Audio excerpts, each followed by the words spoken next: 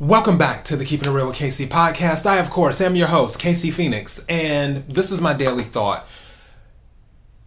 A few things to talk about, I guess, based off of a conversation. However, before I go any further, KIRWKC.com, main podcasting platform. This podcast is carried on Apple, Spotify, Google, iHeartRadio, Pandora, Overcast, Bullhorn, Amazon Music, Audible, and several other podcasting platforms. Please feel free to listen to this podcast on whatever platform is most convenient for you. KIRWKC on all the social media platforms. So, my mother and I, we have our moments. We have our moments. And there was a phone call that I received yesterday. And I was actually in the middle of a meeting with one of my coworkers. And it wasn't a serious meeting or anything like that, but still discussing things. So my mother called, I had seen she called, and my coworker was like, oh, do you need me to because I was like, oh, it's my mother. And she was like, do you need me to let you go? I was like, no. I was like, it's fine. Just let me check this right quick. So then I was like, hello. And my mother's like, well, I didn't want to tell you unless how did she say it? She was like, if you haven't heard it already, right? She's like, if you haven't heard it already, you know, your aunt died. And I was like, oh, okay. You know, because like, oh, okay. And she's like, yeah. I was like, cool. I was like, well, is there anything else? And she was just like, no. And then she just hung up the phone. She hung up the phone because the reaction she was wanting, she didn't get that. And that's the thing. Like, man, and this is one reason why I just don't talk to people that much. I really don't. Because in the sense of, like, outside of work, sometimes I talk to people whatever. But just in my day-to-day life, I don't really talk to people that much. I don't call that many people. I might text from time to time. But even that, nowhere near what I used to do. And one thing that I noticed is that ever since I've done this, things have been a lot more peaceful. Like, I just haven't had to deal with other people's issues. Because, we all have issues, myself included. It's just for me, I usually want to help when something is wrong. Because, I'm a Cancer, as a lot of you already know who listens to the podcast regularly. So it's just in my nature, it's like, okay, I want to help. But then it's like, okay, sometimes just need to stand down. And with my limited communication, that actually helps where I don't even have to worry about standing down. It's just I'm not involved with anything and I don't have to hear whatever this is. So yeah. So my mother, she expects me to be emotional about things. I'm not like that anymore. I learned over the years to control my emotions. Now, I don't have a good poker face, which is why I don't bluff. But what I do is I separate myself from the energy. That's how I do it. If I receive information or if something happens to me, yeah, I can get frustrated, I can get annoyed, which is under the umbrella of emotion.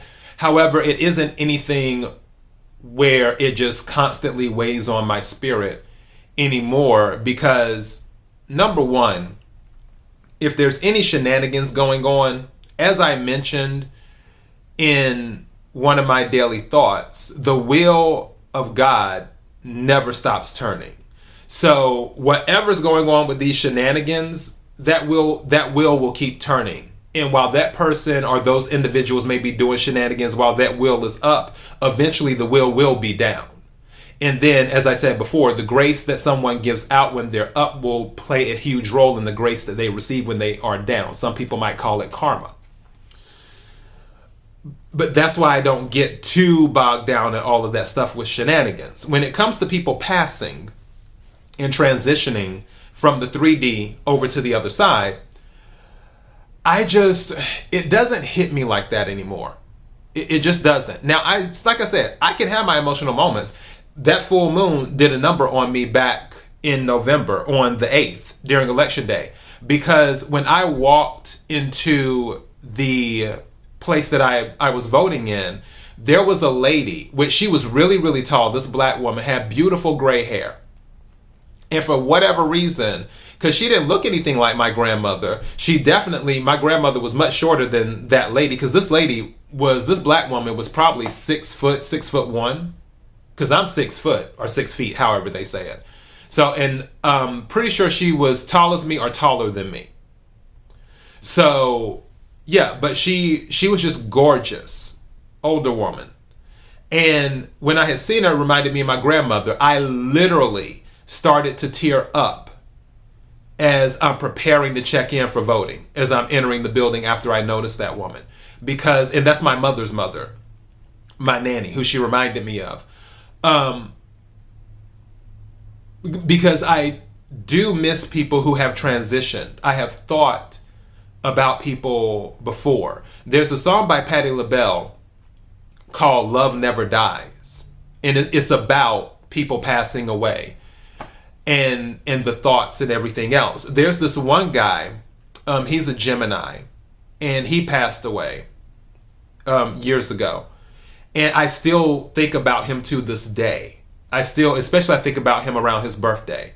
So I do feel when people pass away, even though I may not show it, I do feel it.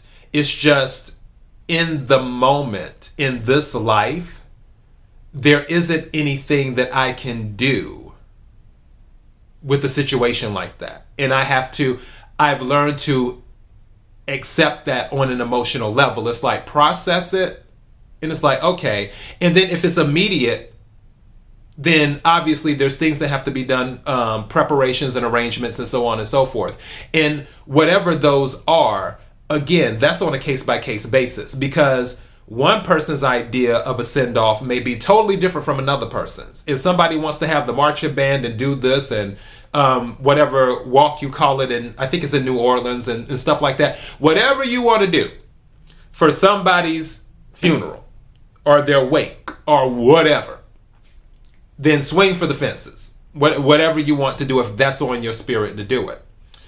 But that is the responsibility of the people who are really in that immediate family for that individual. I'm not in the immediate family. This aunt is on my dad's side, and she is the sister, or was the sister, of my granny, so my dad's mother.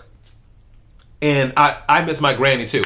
Out of all of the deaths that have bothered me over the years since I've been alive, that one is number one. My granny dying. Because I feel like I was cheated. I really, really do. I feel like I was cheated. Because she died without knowing who I was. Because she had dementia. And I didn't like that. Feel like I was cheated. That's the one that bothers me. And it's even hard for me to talk about it. You can tell that my throat is choking up, is closing, even talking about it. But that's the one where I felt like I was cheated. When my nanny died, that wasn't a big deal to me. And the reason it wasn't is because I spent so much time with her. My nanny, which is my mother's mother, she was like, 5 to 10 minutes away from me? And we were over there all the time. So it's like either eating on Sunday or doing this or doing that. There was usually a reason why I was over at my nanny's house and stuff. And with my papa, my mother's father, and everything. And even when he died, I was fine with it because I didn't feel like I was cheated. I was fortunate enough, for those who, my longtime listeners, my Firebirds, my mother and my father started a family at a young age. My mother had my brother at 17. She had me at 23. So, because she started, and a lot of people started families at that age back then, too. 17, 18, 19, 20. that's what they did. Obviously, that's changed now. People usually wait until they're in their 30s or in their 40s to go ahead and have a child. And that's fine too. Whatever works best for you in your life, like I said before, swing for the fences. But I don't get caught up in that because I had that time. Even my great-grandparents, some of them didn't pass away until I was like a junior or senior in high school. So I got to spend time with them. My auntie, my dad's aunt, who passed away, I spent time with her when I was younger. When I got older, life happens. That's why I always tell people with their families, especially parents, like if your children are around, enjoy those years while they're there because they're under your roof. So it's like, okay, you're going to see each other. But then this thing called life happens. And depending on what's going on in someone's life depends on how much bandwidth they have for their family. And some people say, well, family should be a top priority. In some cases, yes. In some cases, no. Because people have a path that they have to walk in life. And sometimes that path may take them away from spending time with their family. That's just what it is. And everyone has free will, and they have to make the decision that they feel is best for them, not the decision that they feel is best for the entire family. Because it's not about the entire family, it's about the individual and the path they have to walk on. Everybody else within a family has their own path to walk on too, and the choices that they have to make in their life. And when it comes to people dying, like the title of this daily thought is, Let the Dead Bury the Dead. Someone said that to me once when I was trying to get to a funeral many, many years ago. And all of this stuff was going on, and I was just like, And then one of my friends at the time, because we all knew the person, we were close to this individual, he was upset with me because I was a day late arriving. I came for the funeral, but of course, things had happened beforehand. And he was upset that I didn't come earlier. And then somebody else said, well, let the dead bury the dead. Meaning that you need to focus on life. When Jesus had said it to that man, when the man was like, because Jesus had said, hey, you need to go and spread the word, so on and so forth, yada, yada, yada. I'm giving you the Cliff Notes version. And then the man was like, oh, I have to, finish burying my father. And then Jesus was like, well, let the dead bury the dead.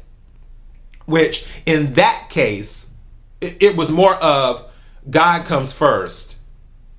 Don't worry about all that. It's pretty much a done deal. God comes first. Go and spread the word of God. But also what it means is don't focus on the dead so much. Stay focused on the living, the people who are still here. And I feel that's, for the people who have passed on, obviously I can't speak for them. It's just I'm going by what I believe would be the case. And I can definitely speak for me. I wouldn't want anybody being sad if something ever happened to me. I like for them to reflect and be like, oh, those were some good times, with KC or whatever.